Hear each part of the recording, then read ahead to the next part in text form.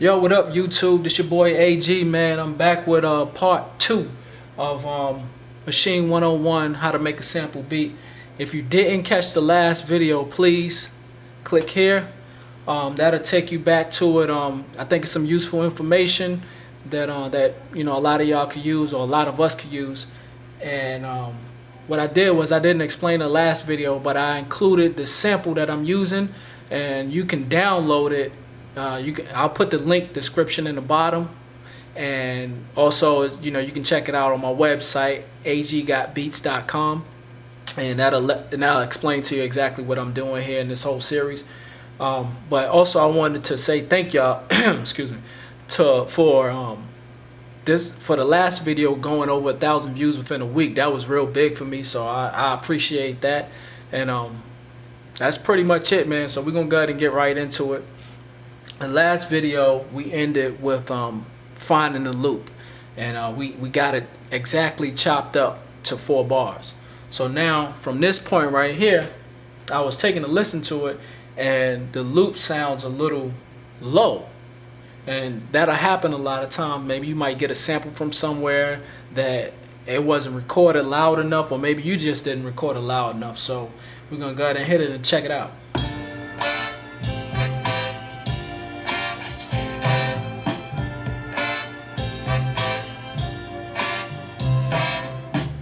Alright, now you notice that was pretty low, and I got the volume on regular. So now what you want to do, how you fix that, is you remain into the sampling mode, sampling tab. Make sure you got edit selected, and you want to go over to your right display and click audio. Alright, what that's going to do is give you some options to your right, and if you use these arrows, you can scroll through and see exactly what you're looking for. So we got reverse, we got fade in, fade out, DC fix, silence, cut, copy, paste, duplicate, truncate, which we used in the last video to trim the sample down, and normalize. We want to click normalize, and what normalize is going to do is just make the sample louder. It's going to take the highest peak points and take them up to the ceiling without clipping or without going over or making it distorted. So let's do that. Click normalize. Then if you can see, instantly after it normalized, the waveform got larger. So now when we hit it, it should be louder. So let's check it out.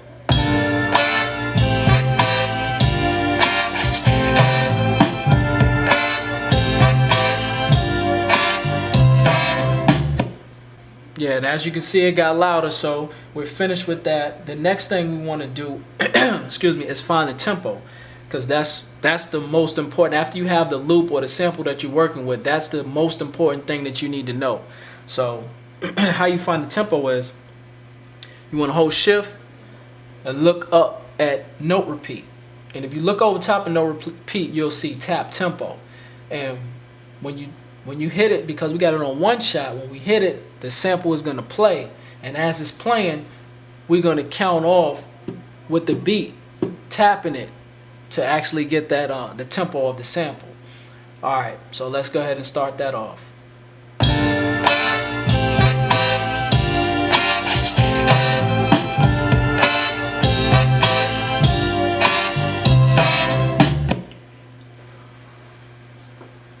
Alright, and what I got is, I got roughly right around 97. So what I'll do is, normally I'll just make it that tempo, like I'll round it. So what we're gonna do is go ahead and take the tempo button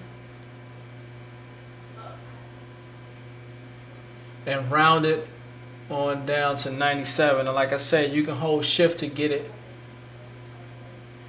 exact. So now we got the tempo at 97, and we want to lay this 4-bar pattern down.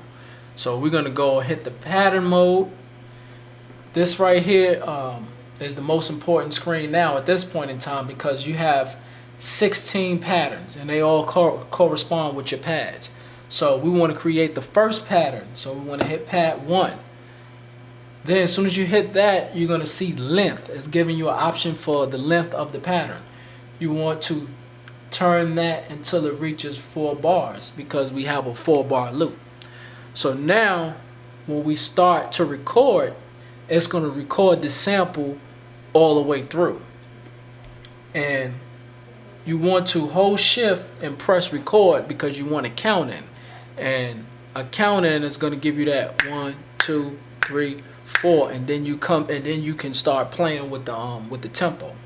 If you want to hear the metronome, the click track, this continue to count while you're recording, you hold shift and press play. And that's going to, you know, keep you on tempo as you record. Like, just say if you were playing drums or something like that and you wanted, you know, a tap tempo to keep you, or metronome or click to keep you on beat. So, but what we're going to do is, I normally keep that on all the time. So what we're going to do is focus on doing shift and record for the count in. So we're going to go ahead and count in, and then we're going to lay our sample down or our loop down.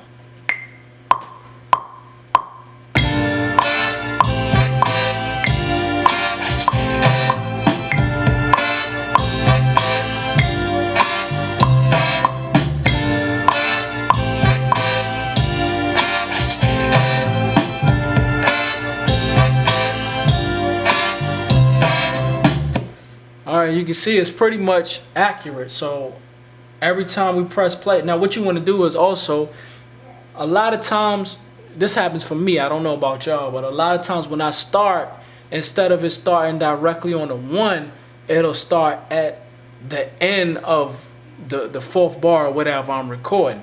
So to fix that, you want to hold shift and hit pad 5, which is quantize, and that's going to take it directly on the 1. So as soon as you press play, or loop should I say, it's going to play directly as soon as you press that. So let's check it out. Let's try it one time just to see how it feels, and then we're going to go on to the next step.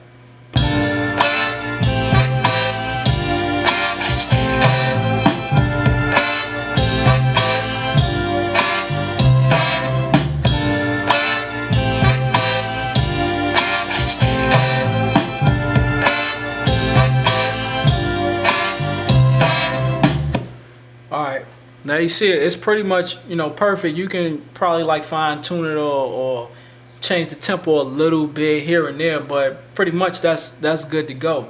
Now if we was working with this loop, then since I have that now, you can go back after you lay the drums. I'm going to focus on the drums in the next one, but after you lay the drums, you can go back to the original song and find more elements, or maybe like a couple of other loops out of it, and apply this same tip to create some variations and stuff inside your track.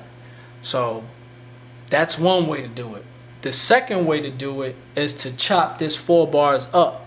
And I had a video on it also called Machine Exposed, Machine Sampling Exposed. You can check that out also. I'll leave a description, link in the description too for that. But once you have your 4-bar loop, what you want to do to chop it up is make sure you're still in sampling mode. Go to slice this time. You have edit right there, which we were in already. Now you want to go to slice. And what slice is going to do is bring up, you know, settings, and then it's going to have mode, slice, tempo, BPM. So in mode, you have different kind of modes that you can put it in. You got detect, you got grid, you got split. Machine version of auto chop is like for the MPC. So we want to split it, and then since we want to have it on quarter notes, we got a 4-bar loop. We want it on quarter notes. That way you can play it, you know, on every 4th. So what we want to do is change the slices to 16, which is normally, I think, is default anyway. Alright, so now when you play it, everything is automatically mapped out. So we're going to go ahead and just play it all the way through.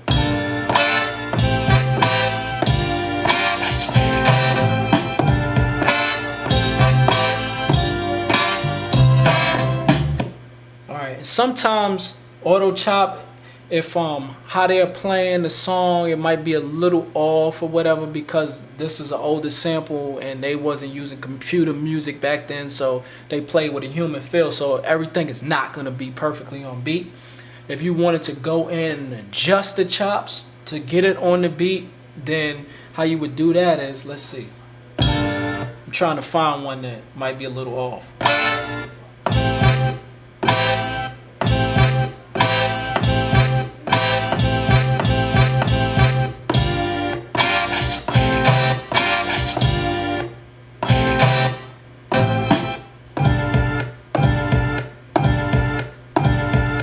Like, say if I wanted to adjust this chop right here to hit directly on that drum beat, well, how I would do that is hit edit. That would be over there in the right display. Now you want to look to your left display, and you got selection, which is, you got pad 9 selected out of 16, and then you want to look at slice. Under slice, you got your start and your end. So say for instance, we're going to use the start point of this one, because it's not hitting directly on that kick. So I'm going to go ahead and adjust the start. See, now it's hitting directly on it, whereas before it was about right here.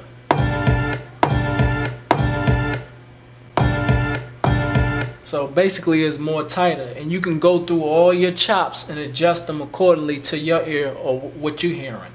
So pretty much I'm gonna leave it just like how it is, because like I said, we're gonna make a beat, but you know, it ain't gonna be all of that. It's just pretty much showing y'all how to do it.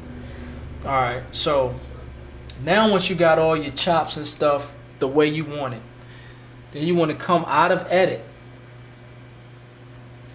And now, well, you know, just click edit again, and you're going to come out of it. Now you got all your chops set. Now you want to go to, you got apply to and apply.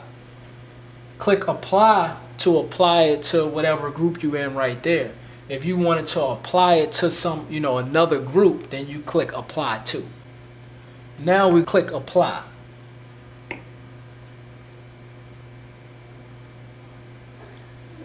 Alright, so now we got it chopped up. It's already laid across the pad.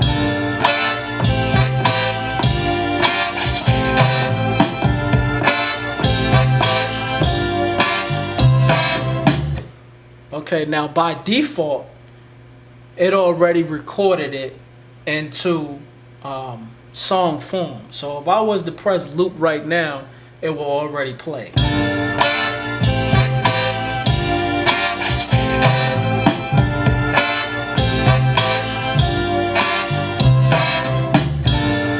Alright, so if you wanted to play like that, which is still going to be a 4-bar loop, but the beauty of this being, you know, in the way that it is that now if I adjust the tempo, it's still going to be on beat with the loop. You might have longer periods in between the chops, but it's not going to be overlapping once the loop comes back around or turns back around.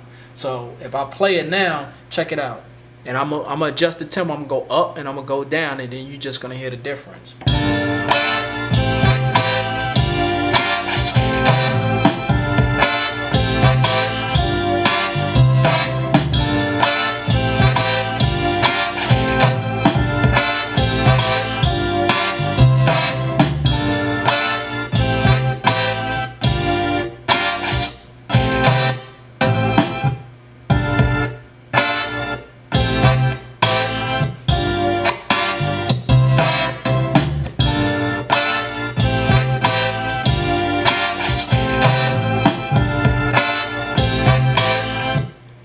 Alright, so now you hear the difference versus the other loop. When you played it without it being chopped up, you couldn't really adjust the tempo.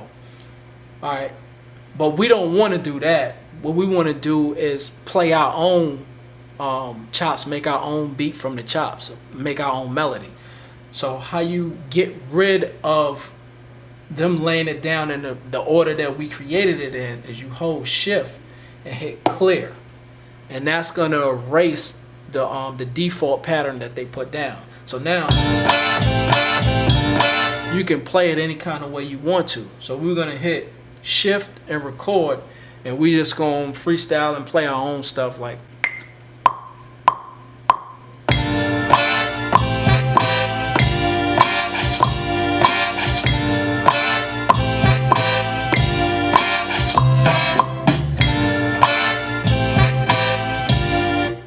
Alright, so that's it. We laid that down. That's just say for instance that was how we wanted to switch the track up. So now you want to hold shift, hit quantize, and that should put everything on beat. So let's take a listen.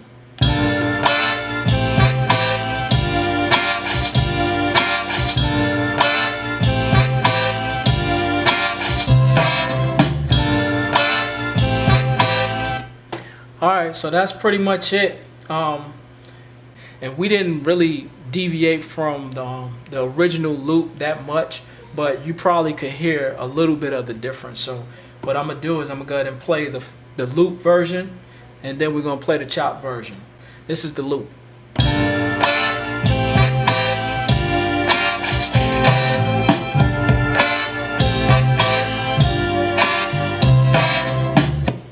Alright, that's the loop, and here's the chop version.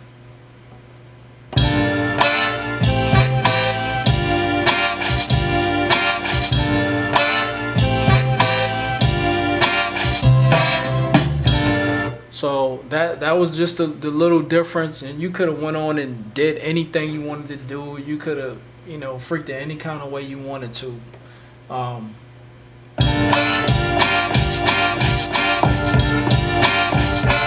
Like however, I don't, you know, whatever you wanted to do, you know, it's just all up to your liking. Next, what we would do is create another pattern, switch it up a little bit more, and you know, throw some drums under it. I normally like to lay the drums down first just so I can have a foundation, but I'm just trying to figure out the best way to give y'all the information that y'all want and that y'all need.